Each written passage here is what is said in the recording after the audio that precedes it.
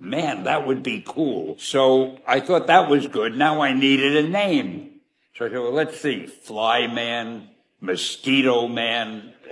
I got down to Spider-Man. Spider-Man. It just sounded dramatic. Di luar dunia komik, membuat cerita superhero yang benar-benar bagus itu susah banget. Buktinya, sudah banyak film superhero yang gagal total, baik di mata kritikus maupun penonton. Jujur, kadang saya lupa betapa kerennya MCU dan DCEU. Walaupun ada banyak hal yang bisa dikritik dari film-film mereka. Tapi mereka tetap berhasil bikin cerita tentang pahlawan yang pakai celana dalam di luar. Jadi bukan cuma seru, tapi juga menarik banget buat orang banyak. Itulah sesuatu yang gak semua studio bisa lakukan. Ini pencapaian yang gak banyak orang bisa lakukan sebelum adanya MCU. Coba deh pikir, sebelum MCU, menurut kamu orang tua atau bahkan kakek nenek kamu bisa sebut nama superhero siapa saja? Paling cuman yang terkenal banget. Ya kayak Spider-Man, Batman, Superman, atau Wonder Woman. Tapi sebelum Civil War keluar, banyak orang bahkan gak tahu siapa itu Ant-Man, apalagi peduli. We had a deal. Dan sebenarnya bikin penonton umum peduli sama superhero itu susah banget. Tapi MCU berhasil melakukannya terus-menerus. Mereka bikin peduli sama karakter yang sebelumnya nggak terkenal dan itu luar biasa. Tapi walaupun saya suka hampir semua karakternya, ada sesuatu yang terasa kurang dengan Spider-Man. Kayak ada yang nggak sepenuhnya klik gitu loh. Karena saya selalu lebih suka Spider-Man versi Sam Raimi dan menurut saya nggak ada yang benar-benar bisa menandinginya. Who am I?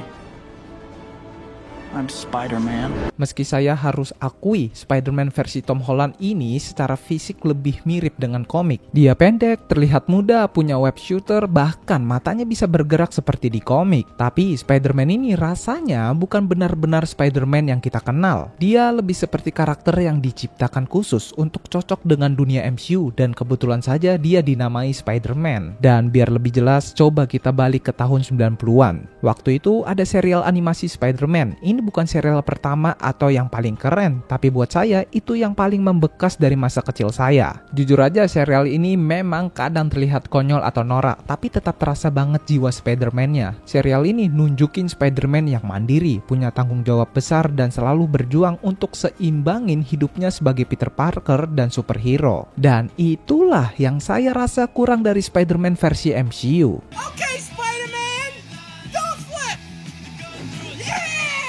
Serial animasi Spider-Man tahun 90-an itu keren banget karena berhasil bikin dunianya terasa hidup, tapi nggak terasa penuh dan sesak. Kadang-kadang kita ngelihat karakter lain seperti Doctor Strange, Iron Man, atau X-Men, tapi itu kalau ceritanya benar-benar keluar dari lingkup Spider-Man. Hal inilah yang bikin dunianya terasa lebih besar, kayak ada banyak pahlawan lain di luar sana, tapi fokus utamanya tetap Spider-Man. Sebagian besar episodenya tentang Spider-Man dan musuh-musuhnya, seperti Green Goblin, Doc Ock, Hobgoblin, Venom, dan Carnage. Musuh-musuh ini termasuk yang terbaik, jadi ceritanya sering terasa padat dan fokus. Rasanya dunia dan cerita dalam serial ini benar-benar dibuat khusus untuk Spider-Man. Kalau kamu sadari ya, hal ini berbeda dengan Spider-Man versi MCU. Karena yang lebih terasa seperti dia dimasukkan ke dalam dunia yang dirancang untuk Avengers atau Iron Man. I don't wanna go, sir, please.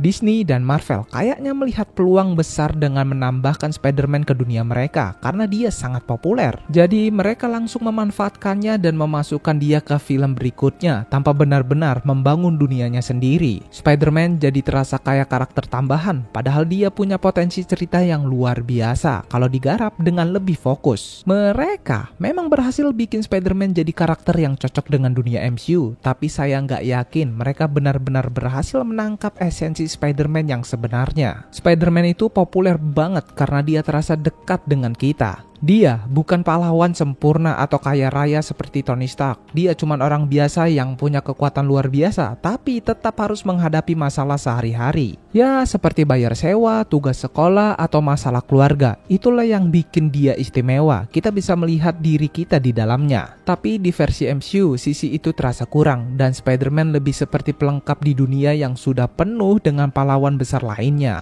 He was shy. He wasn't that successful with girls. He had to worry about his family. Most teenagers reading it thought to themselves, hey, that could be me. Peter Parker adalah anak biasa dengan masalah biasa sampai suatu hari dia digigit laba-laba radioaktif. Dia bukan dipilih oleh kekuatan luar biasa atau mendapat serum super. Semuanya cuman kebetulan. Hal itu bisa terjadi pada siapa saja. Meskipun dia mendapatkan kekuatan besar, hidupnya tetap nggak sempurna. Dia masih punya masalah yang biasa kita hadapi seperti masalah uang, sering merasa patah hati, kadang egois, dan sering membuat kesalahan. Kadang orang yang dia cintai juga terluka atau meninggal dan dia nggak bisa berbuat apa-apa. Itu adalah masalah yang banyak dari kita rasakan. Tapi satu hal yang saya nggak bisa hubungkan adalah ketika segala sesuatu diberikan begitu saja seperti yang terjadi pada Spider-Man di MCU. Padahal seperti kita ketahui Spider-Man itu pintar, dia bikin sendiri alat-alatnya dan desain kostumnya dari nol. Tapi aneh, di MCU banyak hal yang diberikan padanya seperti kostum baru dan perlengkapan lainnya. Ini nih yang menghilangkan bagian penting dari karakter Spider-Man, yaitu dia bisa merasa dekat dengan kita, layaknya orang biasa. Saya ingin kita lihat sebuah adegan dari The Amazing Spider-Man supaya kita bisa lebih memahami perbedaan itu. Just a normal guy. Right? Jack? Yes. Let's get you out of here.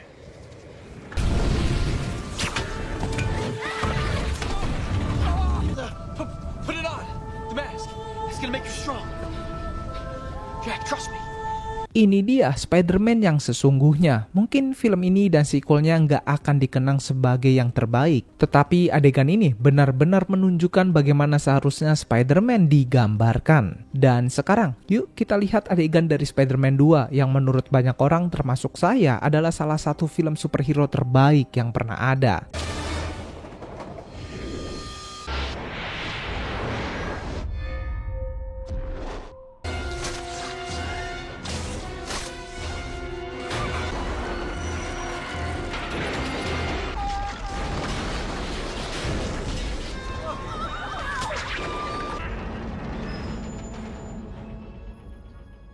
Itulah contoh lain yang menunjukkan apa yang dipahami dengan baik oleh kedua film dan apa yang gak dipahaminya. Kedua adegan ini adalah momen penting dalam filmnya masing-masing. Di adegan pertama, Peter akhirnya memutuskan berhenti menggunakan kekuatannya untuk kepentingan pribadi dan mulai menyelamatkan orang dan jadi Spider-Man yang kita kenal. Lalu di adegan kedua, Peter sudah mendapatkan kekuatannya kembali dan mengejar Doc Ock, kemudian menghadapi tantangan fisik besar sebagai Spider-Man, yaitu menghentikan kereta yang sedang melaju. Tapi itu cuman apa yang terlihat di luar. Sebenarnya ada hal yang jauh lebih penting yang terjadi di balik semua itu. Apa yang dipahami dengan baik oleh kedua film dan dengan adegan ini adalah bahwa sisi manusia dari Spider-Man jauh lebih penting daripada kekuatan laba-labanya. Ini yang bikin Spider-Man lebih dari sekedar pahlawan super biasa. Dia adalah seorang yang bisa kita hubungkan dengan kehidupan kita. Yang saya maksud adalah Peter Parker adalah bagian yang membedakan Spider-Man dari superhero lainnya karena dia benar-benar manusia. Dia punya sisi buruk, sisi baik, dan segala kekurangannya. Itu yang membuatnya terasa lebih nyata dan bisa kita hubungkan. Untuk menjelaskan lebih lanjut, saya akan putar cuplikan singkat dari Kill Bill Vol 2. Batman is actually Bruce Wayne. Spider-Man is actually Peter Parker. He has to put on a costume to become Spider-Man. It is in that characteristic Superman stands alone. Superman didn't become Superman. Superman was born Superman. Meskipun adegan ini agak mirip dengan Superman, tapi adegan ini sebenarnya membantu menjelaskan poin saya. Kalau superhero lain yang melakukannya, kira-kira bagaimana ya? Superman bisa saja dengan mudah mengangkat mobil itu kembali ke jembatan. Ya, begitu juga Wonder Woman atau Thor. Batman mungkin akan melakukan hal yang hampir sama dengan Spider-Man, tapi dia kemungkinan besar langsung menyelamatkan anak itu tanpa banyak bicara. Namun, Spider-Man melakukan sesuatu yang mungkin gak akan dilakukan oleh superhero lain, yaitu melepas maskernya. Meskipun Spider-Man punya kekuatan hebat, dia tetap manusia. Spider-Man is the dream job of all time, is it not? It's pretty great. Ketika saya pikir lagi semua ini dan bandingkan dengan Spider-Man yang baru, rasanya ada yang kurang. Spider-Man yang baru ini nggak punya masalah uang, nggak menghadapi konsekuensi dari tindakannya, setidaknya nggak seperti yang dulu. Bahkan dia nggak pernah menyebutkan Uncle Ben. Padahal kan Uncle Ben adalah bagian yang sangat penting dalam perjalanan hidup Spider-Man. Itu adalah kesalahan besar dan 6 kata yang sangat berpengaruh dalam hidupnya. With great power comes great responsibility. Ya, saya paham Uncle Ben sudah mati berkali-kali dalam berbagai cerita sampai hampir setara dengan orang tua Batman. Tapi itu bukan alasan untuk tidak menyebutkan dia sama sekali. Dan pastinya bukan alasan untuk menggantikan perannya. Selama membuat video ini, saya akhirnya sadar kenapa rasanya aneh banget menonton film Spider-Man terbaru di bioskop. Ya, karena saya datang untuk menonton film Spider-Man, tapi ternyata ini bukan film Spider-Man. Ini adalah karakter yang cocok dengan pola MCU. Kalau itu memang yang mereka inginkan, ya saya paham dan jelas ini berhasil. Tapi jujur ya, alasan saya suka Spider-Man bukan karena kostum atau kekuatannya, tapi karena dia berbeda. Dia itu istimewa karena dia terlihat seperti orang biasa yang bisa kita hubungkan dengan kehidupan kita. Tapi coba kamu lihat, Spider-Man versi MCU ini dia nggak punya hal yang membuatnya berbeda. Karena karakter ini dan bahkan seluruh universe film ini jadi kurang menarik karena hal tersebut. Spider-Man does whatever a spider can. A spins a web.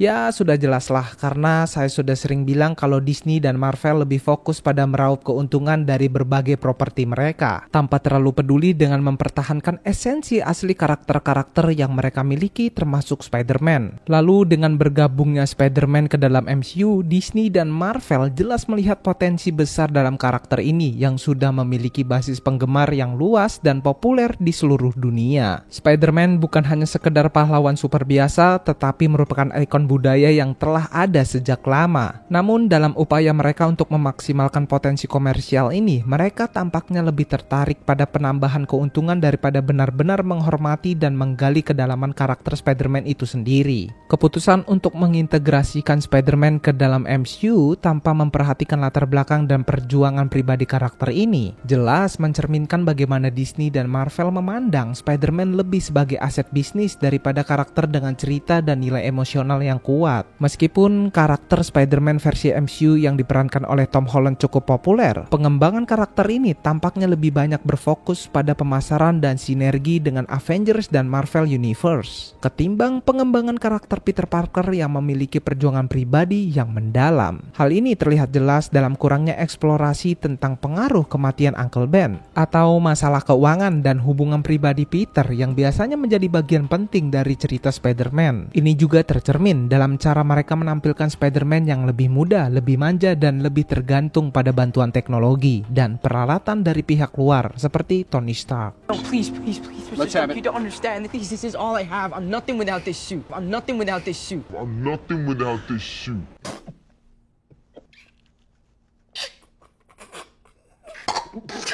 Ya, alih-alih menunjukkan Peter Parker yang mandiri dan harus berjuang dengan keterbatasannya, Spider-Man versi MCU seringkali lebih terlihat sebagai tambahan yang melengkapi cerita besar MCU dan tanpa banyak ruang untuk perkembangan karakter yang lebih mendalam. Dengan semua fokus ini seperti keuntungan dan keuntungan yang terlihat seperti prioritas utama Disney dan Marvel. Mereka telah mengabaikan apa yang membuat Spider-Man begitu spesial di mata penggemar. Keunikan Spider-Man bukan hanya pada kekuatannya atau kostumnya, tetapi pada sisi manusiawi dan perjuangan pribadi yang ia hadapi. Itulah yang membuat penonton merasa lebih terhubung dengan karakternya. Namun dalam upaya mengejar kesuksesan komersial, Disney dan Marvel tampaknya telah kehilangan fokus pada elemen-elemen ini dan lebih memilih untuk menjadikan Spider-Man sebagai bagian dari mesin yang lebih besar demi keuntungan yang lebih besar pula. Nah, ini nih pertanyaannya sekarang, kamu lebih suka Spider-Man Tobey Maguire, Andrew Garfield, atau Tom Holland? Coba deh kasih tahu saya di kolom komentar, oke?